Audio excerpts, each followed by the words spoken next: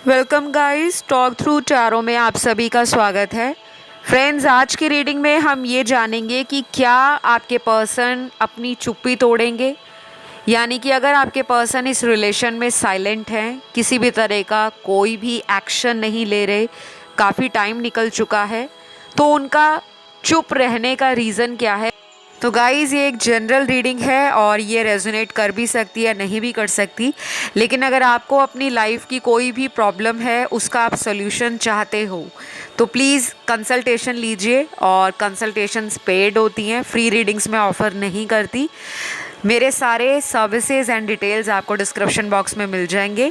आप मुझे इंस्टाग्राम पे डीएम भी कर सकते हो, मैसेज कर सकते हो, वहाँ भी आपको कंसल्टेशन डिटेल्स मिल जाएंगे टॉक थ्रू टैरो पर।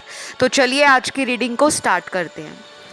सबसे पहले आप लोगों के कार्ड्स शफल करके निकाल लिए हैं, तो हम देखेंगे कि वाई दे आर साइलेंट। आपके पर्सन चुप क्यों हैं, इस रिलेशन में कोई एक्शन क्यों नहीं ले रहे।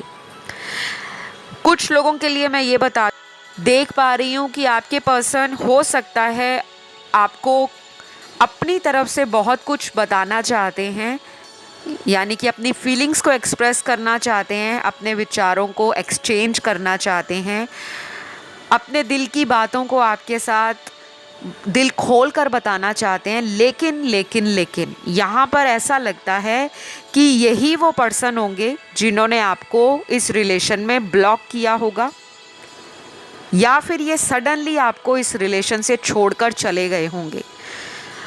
तो ये पर्सन साइलेंट क्यों हैं, क्यों इनकी तरफ से आपको कोई एफर्ट नहीं दिख रहा, कोई एक्शन नहीं दिख रहा।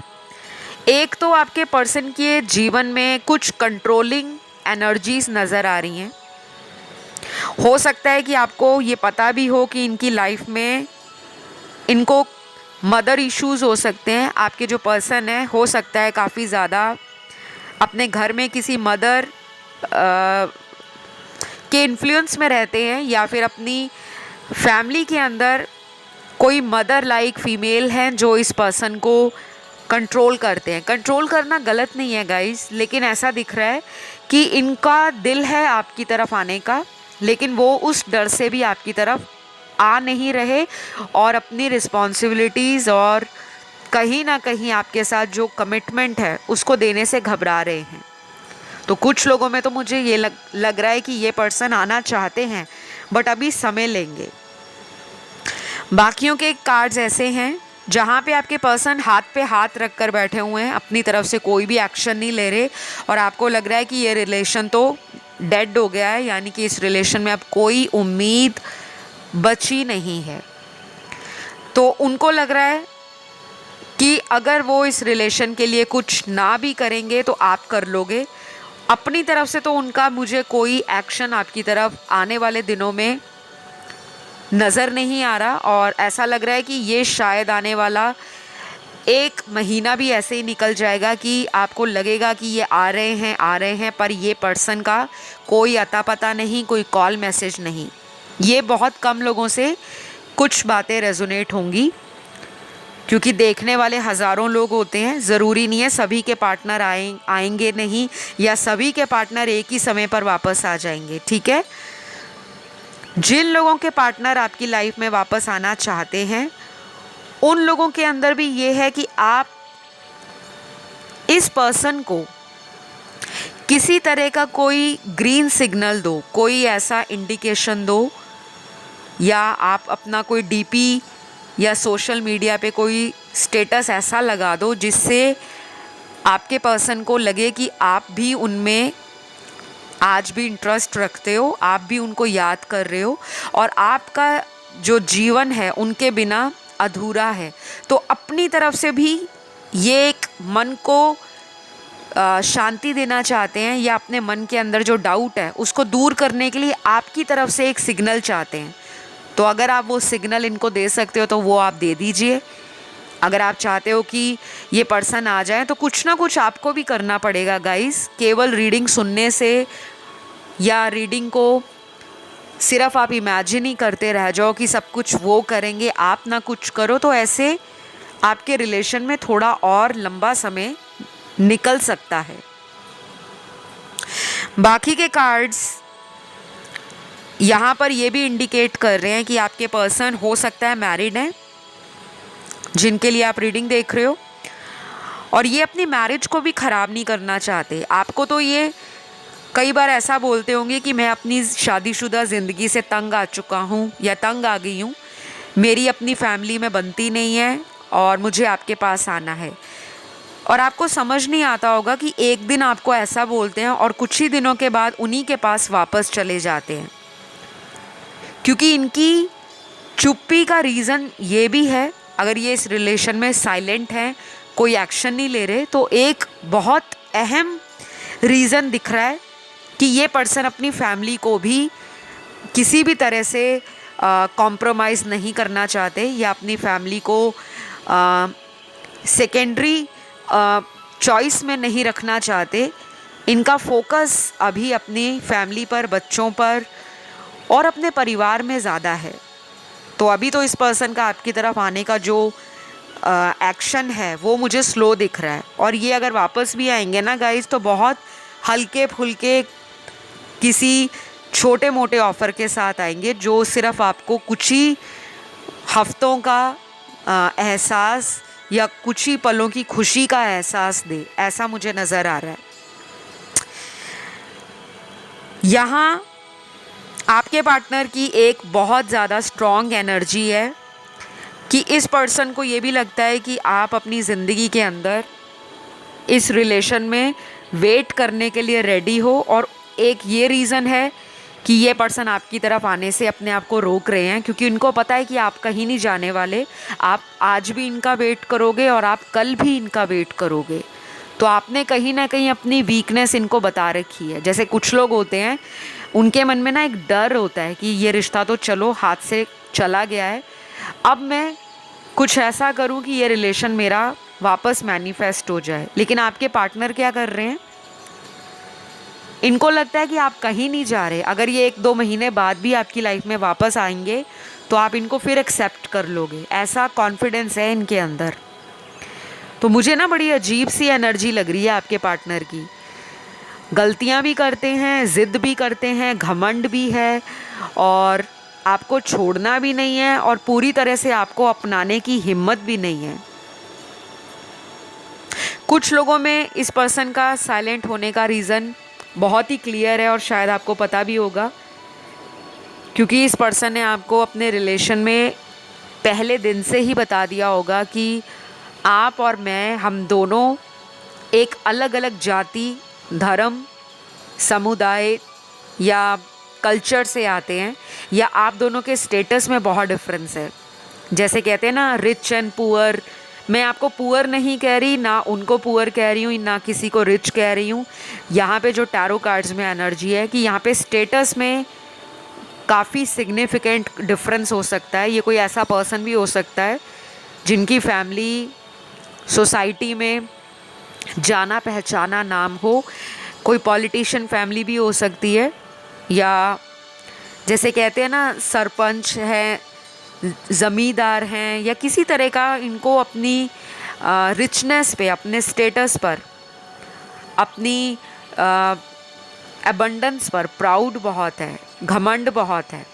कई बार ये इसी ईगो की वजह से भी एक्शन नहीं लेते कि मेरे पास सब कुछ है, मुझे तो इस रिलेशन में नीचे लगकर नहीं रहना, मतलब मुझे सामने जाकर सामने वाले व्यक्ति के आगे झुकना नहीं है।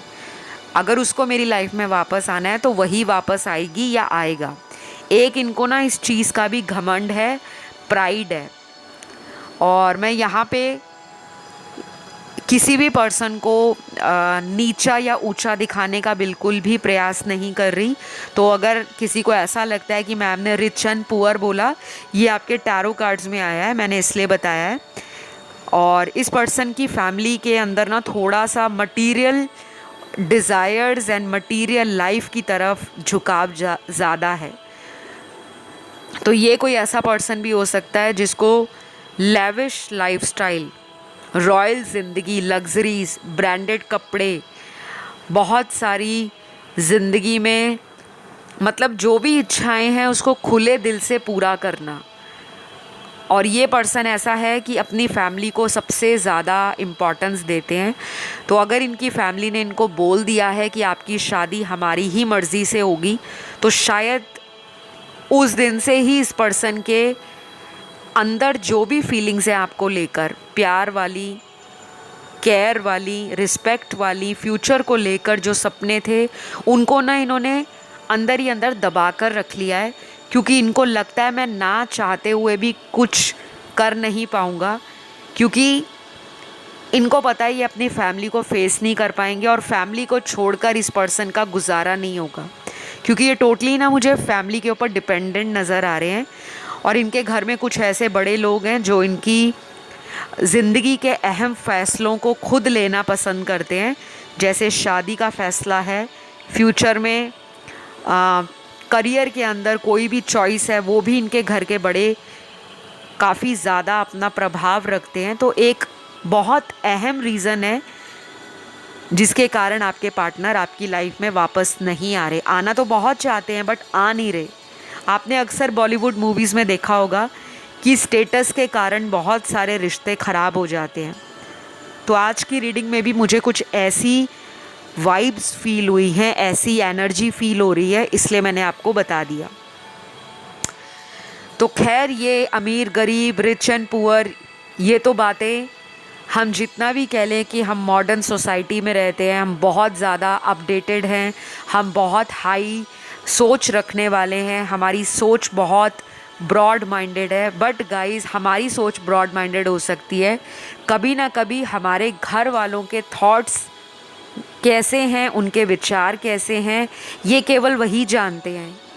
और कई बार हमें अपने पार्टनर की सच्चाई नहीं पता होती, क्योंकि कुछ लोग अपने रिलेशन में अपने फैमिली की सारी बातें शेयर करना पसंद नहीं करते, क्योंकि उनको डर होता है कि अगर हम सारी रियलिटी बता देंगे तो कहीं हमारा पार्टनर हमें छोड़ कर ना चला जाए।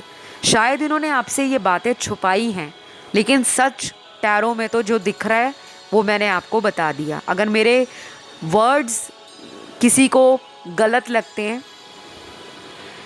या किसी भी तरह से आपको ऑफेंसिव लगते हैं तो मैं उसके लिए माफ़ी चाहूँगी, लेकिन आपके टैरो रीडिंग में ऐसे कार्ड्स आपके पार्टनर की एनर्जी के निकले हैं तो मैंने बता दिया। ऑलराइट, ये एनर्जी या ये सिचुएशन आप लोगों की लाइफ से भी रेजोनेट हो सकती है, क्योंकि टैरो में energies and situations vice and versa भी होती हैं। हो सकता है आपकी फैमिली वाले आपको किसी वेल्दी फैमिली में सेटल डाउन करना चाहते हैं, किसी हाई स्टेटस में आपकी शादी करना चाहते हैं, और हो सकता है आपने अपने पार्टनर के बारे कभी अपने घर में ज़िक्र किया हो और फैमिली ने बोला हो नहीं, हमने अपनी कास्ट में ही शादी करनी है, हम अपने रिलीजन में ही शादी करेंगे। कुछ ऐसी बातें भी यहाँ पर दिख रही हैं मुझे। तो अगले कुछ कार्ड्स ना ये क्लियर बताते हैं कि आप लोगों का एक रिलेशन ऐसा बॉन्ड है जिसको ना आप भुला पाते हो ना ये भुला पाते हैं। जब आप लोग इकट्ठे होते हो, पास में होते हो या कांटेक्ट में होते हो, तो आपका टाइम कैसे निकल जाता है आपको पता नहीं लगता। लेकिन जब आपकी बातें नहीं होती, कई कई दिनों तक आपका कांटेक्ट नहीं होता, तब एक एक मिनट आपको एक एक साल के बराबर लगता है। ऐसा उनको भी फील होता है। तो मुझे क्लियरली ये दिख रहा है कि आप में से कुछ लोग अपने पार्टनर के साथ एक पास्ट लाइफ रिलेशनशिप में हैं। कुछ ऐसी सोल्स होती हैं हमारे पास्ट लाइफ के अंदर, जब हमारे कुछ कर्म पेंडिंग रह जाते हैं, अधूरे रह जाते हैं, और हम कुछ वादे पिछले जन्म में करके आते हैं जिन्हें हम पूरा नहीं कर पाते, क्योंकि पिछले जन्म में भी हो सकता है बहुत सारी ज़िंदगी के अंदर उतल पुतल मची हो, परिवार बीच में आ गया हो, शादी होते होते रह गई हो या शादी होकर टूट गई हो। तो जब ऐसी कुछ रिलेशन होते हैं जिनमें कॉम्प्लिकेशंस बहुत ज़्यादा होती हैं, तो ऐसी सोल्स जो मरने से पहले कुछ अपनी इच्छाओं को अधूरा लेकर मर जाते हैं, तो उनको फिर से कहते हैं ना, दोबारा रीबर्थ मिलता है, दोबारा जन्म मिलता है कि वो अपनी उन अधूरी इच्छाओं को पूरा कर सके। तो मैं आपको ना ज़्यादा यहाँ पे कॉम्प्लिकेटेड एनर्जीज़ या सिचुएशंस नहीं बताऊँगी, लेकिन कुछ लोग जो री इनकारनेशंस पे बिलीव करते हैं, पुनर्जन्म पे बिलीव करते हैं, पास्ट लाइफ पे बिलीव करते हैं। यहाँ पे आज की रीडिंग में सरप्राइजिंगली ऐसे बहुत सारे लोग हैं जिनका इस कनेक्शन में पास्ट लाइफ कर्मा जुड़ा हुआ है। पिछले जन्म का कोई ऐसा कर्म जो अधूरा है वो आपको इस जन्म में पूरा करना है। अब ये ज़रूरी नहीं है कि उन अधूरे कर्मों को पूरा करने के लिए आपकी इसी जन्म में उनसे शादी हो भी सकती है और नहीं भी, ये तो बात की बात है। लेकिन जो मुझे दिख रहा है कि यहाँ पे पास्ट लाइफ कनेक्शन का कार्ड है।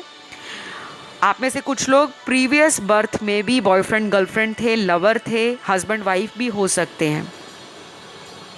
तभी आपके इस जन्म में इस रिलेशन के अंदर बहुत ज़्यादा आप दोनों को ट्रिगर मिलता है। और कई बार आपको ऐसा भी लगता होगा जब आप इनसे मिले होंगे कि आप इनको पहले से जानते हो। बिल्कुल ऐसी फीलिंग आई होगी कि जैसे आपका और इनका जन्मों जन्मों का रिश्ता है। इतनी खास अटैचमेंट, इतना गहरा लगाव, इतनी जल्दी इस कनेक्शन में इमोशनल बॉन्ड बन जाना, शायद आपके बाकी रिश्तों में ऐसी एनर्जी आपको कभी फील नहीं हुई होगी, ना ही इनको। तो आपके पर्सन अगर आज अपनी ज़िंदगी में चुप हैं, साइलेंट हैं, आपकी तरफ कोई एक्शन नहीं ले रहे, बहुत सारे रीज़न्स हैं यहाँ पर। कुछ लोग इस रिलेशन को सीक्रेट ही रखना चाहते हैं क्योंकि वो नहीं चाहते कि इस रिलेशन को समाज के सामने लाया जाए, क्योंकि मैंने आपको क्लियर बताया यहाँ पे फैमिली का बहुत बड़ा रोल है। आपकी फैमिली या इनकी फैमिली, किसी एक की फैमिली ऐसी है जो इस रिश्ते को कबूल नहीं करेंगे, एक्सेप्ट नहीं करेंगे। यहाँ पे कल्चर या रिलीजन में काफ़ी डिफरेंस है, या कुछ लोगों में तो स्टेटस का डिफरेंस है। बाकियों के लिए ये कोई ऐसा पर्सन है जो आपको ऑनलाइन मिले थे और उसके बाद आपका रिलेशन बहुत गहरा हो गया, और जितना गहरा ये रिलेशन हो गया उतनी ही ज़्यादा इस रिलेशन में प्रॉब्लम भी स्टार्ट होगी। आपके पार्टनर आज की डेट में किसी दूसरे सिटी में हो सकते हैं जो आपके घर से बहुत माइल्स दूर है, लॉन्ग डिस्टेंस रिलेशन हो सकता है, या फिर ये किसी फॉरेन कंट्री में भी हो सकते हैं, ऐसा मुझे यहाँ पर नज़र आ रहा है। तो अगर ये साइलेंट हैं तो उसमें ये क्लियर दिख रहा है कि आप लोगों का जो डिस्टेंस है उसको कैसे ख़त्म किया जाए, क्योंकि यहाँ पे ज्योग्राफिकल डिस्टेंस में जो लोग हैं, लवर्स हैं, कपल्स हैं, हस्बैंड वाइफ हैं, ट्रैवलिंग का सबसे बड़ा प्रॉब्लम है। जब भी वो प्लान करते हैं आपकी तरफ आने को, तो शायद आपकी लाइफ का कोई ऐसा सिचुएशन या सर्कमस्टेंस अराइज हो जाता है जिसके वजह से आप दोनों का मिलना नहीं होता। और जब आप उनके लिए रेडी रहते हो, अवेलेबल रहते हो कि आप ट्रैवल करके उनको मिलने जाओगे, तब आपके पर्सन आपको कोई एक्सक्यूज़ दे देते हैं, कोई रीज़न दे देते हैं, या उनकी लाइफ में कोई ऐसा अचानक प्रॉब्लम आ जाता है जिसको सॉर्ट आउट करते करते आप लोगों में फिर से वही साइकिल रिपीट होता है, लड़ाई झगड़ा, प्लानिंग बनाना, स्ट्रैटेजी बनाना। लेकिन जब एक्चुअल प्लान को एग्जीक्यूट करने का टाइम आता है तब आपके पर्सन अवेलेबल नहीं होते। तो मुझे ना यहाँ पे दिक्कत ये भी दिखता है कि ये दुनिया के किसी दूसरे कोने में है, आप किसी और कोने में हो, और आपका ट्रैवल को लेकर हमेशा से मसला रहता है, क्योंकि यहाँ पे बहुत लोग लॉन्ग डिस्टेंस रिलेशन में भी हैं, और इसी वजह से आप लोगों की लड़ाई झगड़े, मनमुटाव, मिसअंडरस्टैंडिंग्स बहुत रहती हैं। क्योंकि जब भी आपका प्लान बनता है तो उसमें कोई ना कोई रुकावट या अड़चन आ जाती है।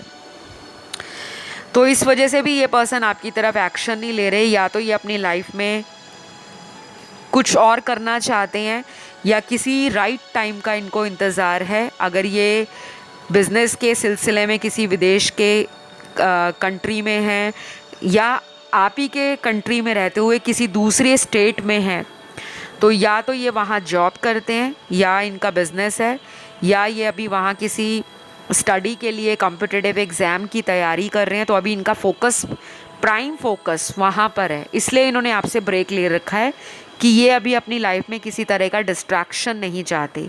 पहले चाहते हैं अपने गोल को अचीव करना, उसके बाद चाहते हैं कि अपनी लव लाइफ के लिए ये कोई काम करें, कोई एक्शन लें। तो मुझे ये भी नज़र आ रहा है। तो बाकी गाइज यहाँ पर आपके पार्टनर के कुछ बर्थ मंथ निकले हैं और फिर इनके यहाँ पे डेट्स निकले हैं, यानी कि इनकी बर्थ डेट और बर्थ मंथ अगर रेजोनेट करे तो रखें, नहीं करता तो जाने दें। सबसे पहले इनका जन्म का महीना क्या हो सकता है जिनके लिए आप रीडिंग देख रहे हो। स्ट्रांगली यहाँ पे मार्च आया है, उसके बाद मई है, जुलाई है, अगस्त है, अक्टूबर है, नवंबर है और जनवरी है। ये सबसे ज़्यादा आए हैं आज की रीडिंग में। फिर यहाँ पे इनकी जन्म की तारीख या इनका लकी डेट हो सकता है, या आपका लकी डेट या लाइफ पाथ नंबर हो सकता है।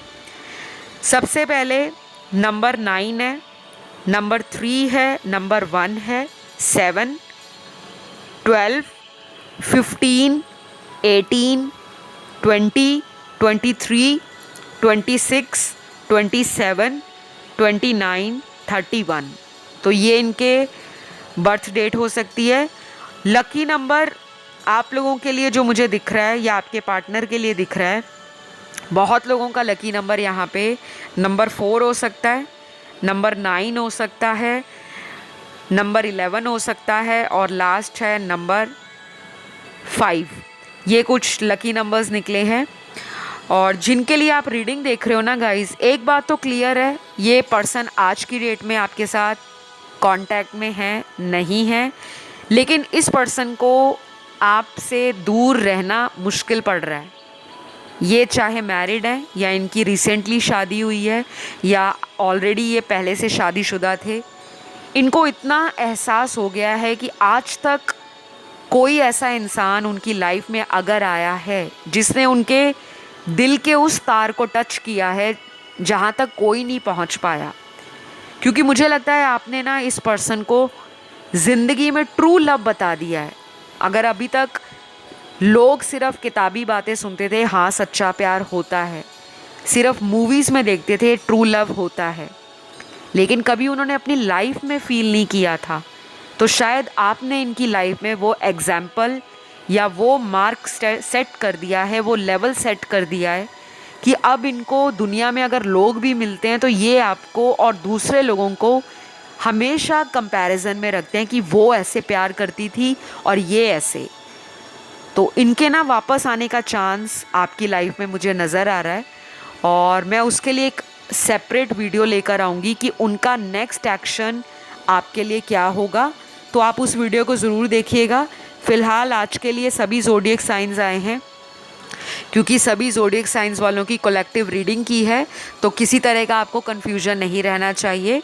आज के लिए इतना ही। ये रीडिंग आपको कैसी लगी ज़रूर कमेंट करके क्लेम करो और थैंक यू गॉड ज़रूर लिखें कमेंट सेक्शन में, क्योंकि ऐसा करने से आपकी रीडिंग क्लेम होती है। बहुत लोगों को ये पता नहीं है, लेकिन मैं इसीलिए रिपीट करती हूँ जो लोग नए आते हैं, क्योंकि स्पिरिचुअल चैनल्स की एनर्जी हमेशा हाई वाइब्रेशंस में ही होती है और पॉजिटिव होती है।